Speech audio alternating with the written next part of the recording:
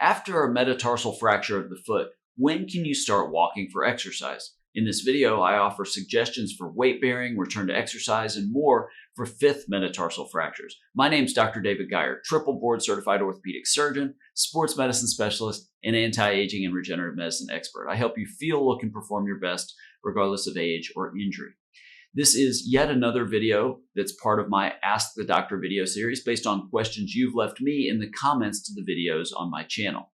Here's the question. I suffered a fifth metatarsal fracture on Christmas while jogging. I'm wearing a boot and feeling better. The swelling is still present, although it's less on top of the foot. I miss my daily walks and want to know when I can resume walking outside. It's my therapy. Now, as always, quick disclaimer, I am not giving medical advice to the viewer that left this question or to anybody else.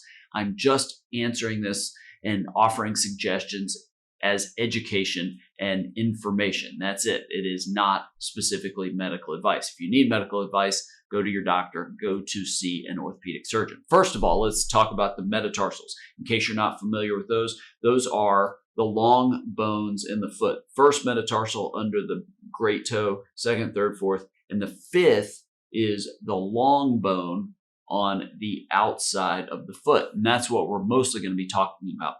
First metatarsal fracture, those are really rare, barring some very significant trauma, sometimes associated with Liz Frank injuries and things like that. Car accidents can do it, or getting your foot run over, something like that. That's pretty rare, so we're not really going to talk about that. Second, third, and fourth, those typically heal pretty uneventfully. That really is more about pain control when you can start putting weight on it. And once it's starting to heal, you see evidence of the callus formation, the new bone on x-ray. You could even start walking longer distances.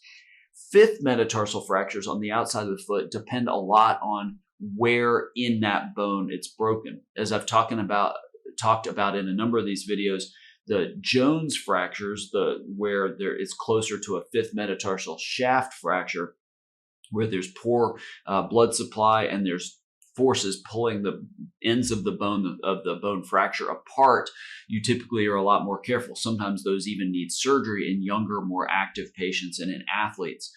So those you would, if you're not treating with surgery, are going to definitely wait till that's healed, which can be anywhere from 6 to 12 weeks.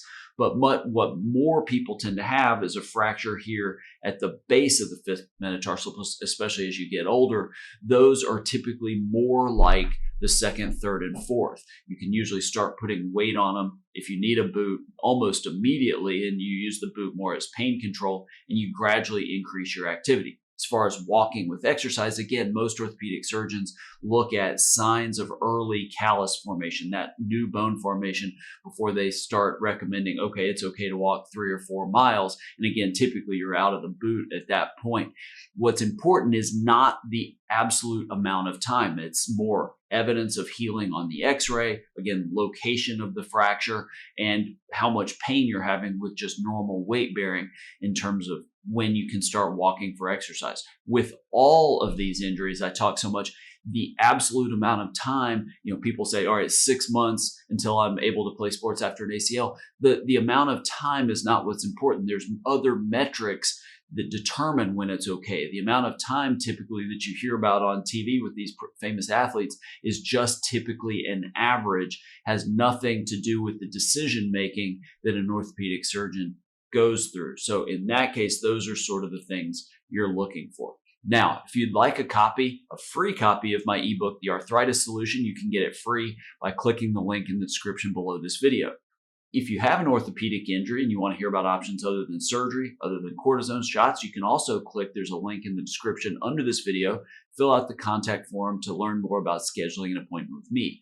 I'd also love to hear your experience with your injury. Leave those in the comments below this video. Just know that if you leave a question in those comments, I can't respond with medical advice, but I might answer your question in a future video like I did here. Make sure to subscribe to my channel, click the bell, I should say, to release so you'll get notified when I release a new video and when I start my Ask Dr. Geier live shows. Thanks for watching, and I look forward to helping you feel, look, and perform better than ever.